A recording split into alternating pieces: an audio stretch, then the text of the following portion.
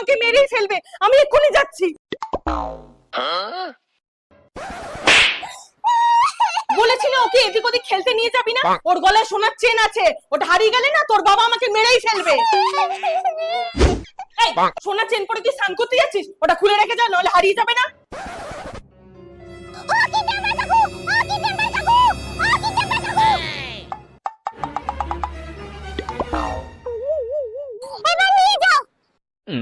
কি হলো?